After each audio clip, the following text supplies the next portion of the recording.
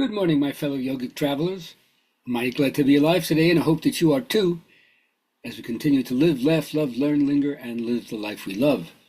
Thursday turns out to be my story day. This is from Grimm's Fairy Tales, The Water of Life. I'm only going to tell the first part to get the point across. The king is sick. That's the scenario, and his three sons are just wailing over the idea that there's nothing to do to help him. It looks like he's not going to recover. And all of a sudden, they're crying in the garden. Notice that the tears are going to release the next part of the story, which is some unknown man, mysterious figure, comes in and inquires why they're so sad.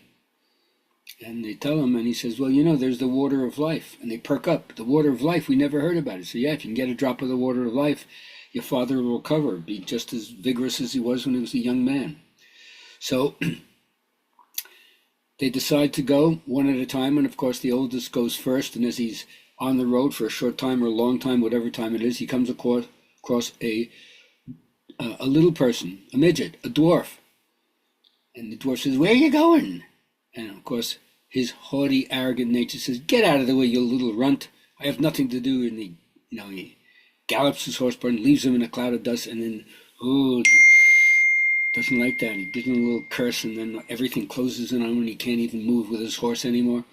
Then the second brother comes out.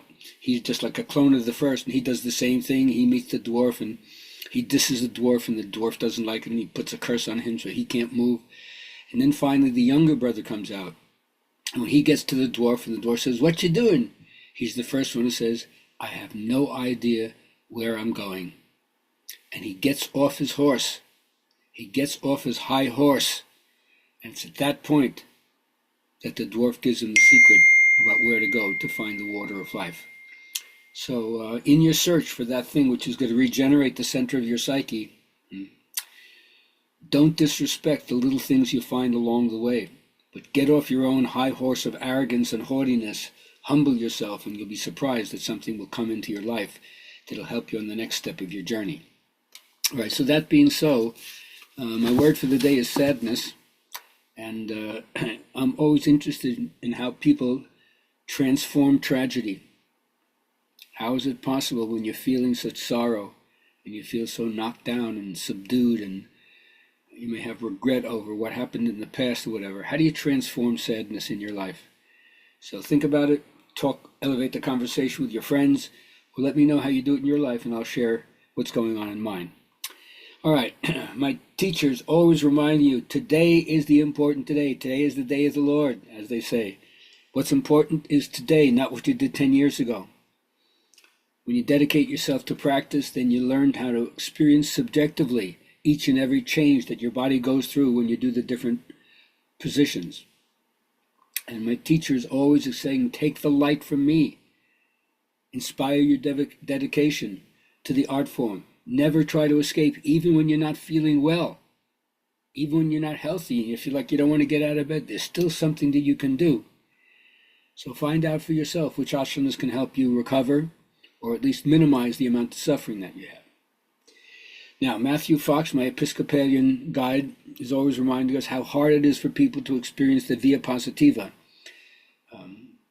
Because for 400 years, we've been in a culture that's had a heavy cloud of pessimism hanging over it. And you've heard me say before, our culture has had compassion, has been in exile for a really long time.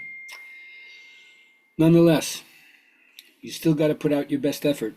As they say in the various traditions, what God takes into account is not so much what you do, but the love that went into what you did. So that changes the whole idea about whether or not it has to be earth-shattering or historically changing anybody else. And then remind yourself to put up with other people's faults. People have to put up with yours. You don't like to think that, but it's really true. And you can't run away from your fate. It turns out that you run into it when you try to run away from it. So face it. And my Native American shamans remind us, be free to mourn. Feel the scars that have flayed you open. Grant mercy to your own heartache. Forgive yourself for your own faults and your own neglect or abuse. Wail for all losses. Don't ask for whom the bell tolls. And be present to the healing process so that you can take the next step when you're ready. And if you do that, when you want to achieve something, you'll find that the universe conspires in helping you to achieve it. So reach for better thoughts, the ones that have the pure positive energy in it, and the universe will find endless ways of responding to you. And then most important is believing that there's some better joy, more worthy joy elsewhere, keeps us from seeing and experiencing the joy that's already there, right in front of us, but we tend not to see it.